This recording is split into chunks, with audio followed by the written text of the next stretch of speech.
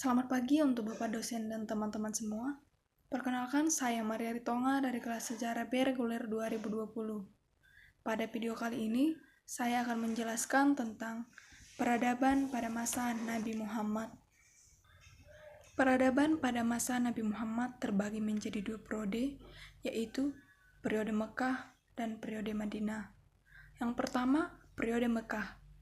Fanatisme bangsa Quraisy terhadap agama nenek moyang telah membuat Islam sulit berkembang di Mekah. Walaupun Nabi Muhammad sendiri berasal dari suku yang sama.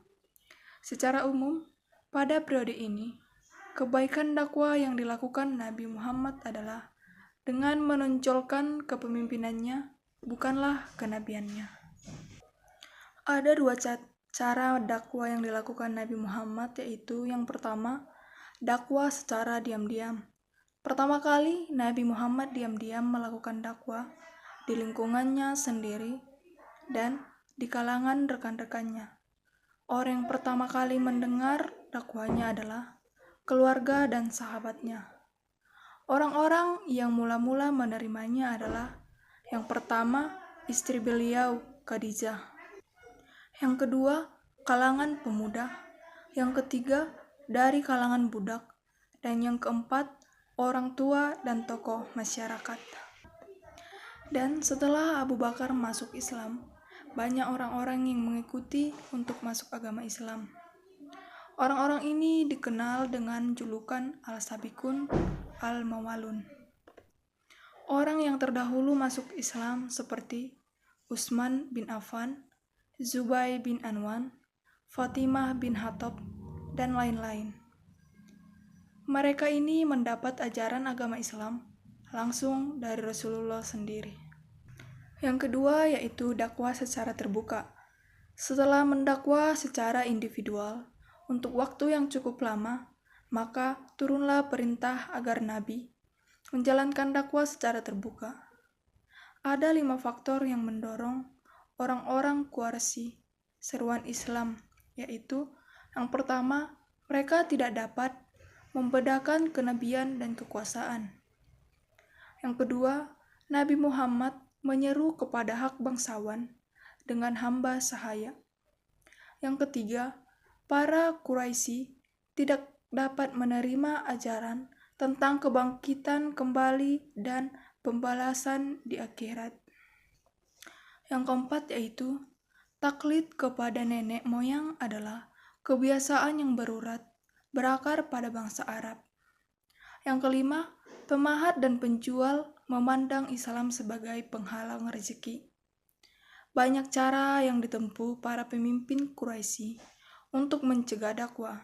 Namun, Nabi Muhammad tetap pada pendiriannya untuk menyiarkan agama Islam.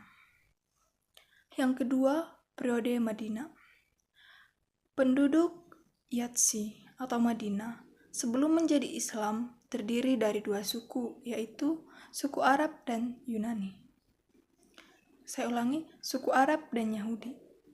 Yang keduanya saling bermusuhan karena kekuasaan berdagang di Madinah yang dikuasai oleh Yahudi. Waktu kebencian dan permusuhan antara Arab dan Yahudi. Yahudi melakukan siasat dengan memecah belah dan menyebarkan permusuhan dan kebencian di antara suku Aus dan Kharaj. Siasat ini berhasil sehingga mereka merebut kembali posisi kuat terutama di bidang ekonomi. Bahkan siasat Yahudi itu mendorong suku Khazraj bersekutu dengan Yahudi, sedangkan suku Aus bersekutu dengan Bani Quraisyah dan Bani Nadir. Klimaks dari permusuhan dari suku tersebut adalah Perang Bu'as pada tahun 618 Masehi. Namun akhirnya mereka menyadari dan mereka akhirnya berdamai. Dan kemudian Nabi Muhammad menemui mereka di sebuah kemah dan mengajarkan agama Islam. Dan mereka menyatukan diri dan masuk ke agama Islam. Dan mereka mengajak penduduk Yahudi untuk masuk agama Islam. Setelah tiba di Yahudi, mereka menceritakan Nabi Muhammad dan ajarannya.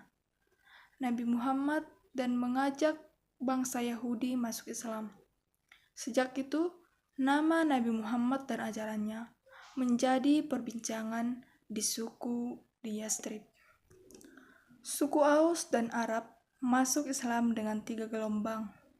Yang pertama, tahun ke-10, yang kedua, tahun ke-12, yaitu sebanyak 12 laki-laki dan 1 perempuan dengan Rasulullah, yang dikenal dengan perjanjian Aqabah. Yang ketiga, tahun ke-13, sebanyak 73 penduduk Yastrib berkunjung ke Mekah dan mengajukan permohonan kepada Nabi Muhammad yang disebut sebagai perjanjian Aqabah kedua. Peristiwa hijriah Rasulullah dari Mekah ke Madinah merupakan perintah dari Allah Subhanahu wa Ta'ala dengan tujuan menyebar agama Islam menjadi lebih pesat lagi. Selama 13 tahun berdakwah di Mekah, Nabi Muhammad telah banyak menemukan pertentangan dan permusuhan.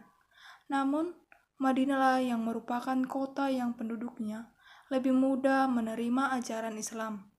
Karena Madinah menyambut kedatangan Nabi dengan sukacita. Setelah perjalanan 3 bulan di Mekah, dan tibalah di Madinah pada Jumat 12 Rabiul Awal 1 Hijriah atau 27 Desember 622 Masehi, di mana Nabi dan sahabatnya di Bani An-Nazar. Pilihan Nabi untuk hijriah ke Madinah adalah karena Madinah sudah ada penganut Islam, dan karena adanya janji-janji setia yang diikuti oleh orang-orang Madinah dengan Nabi. Demikianlah pemaparan saya mengenai peradaban pada masa Nabi Muhammad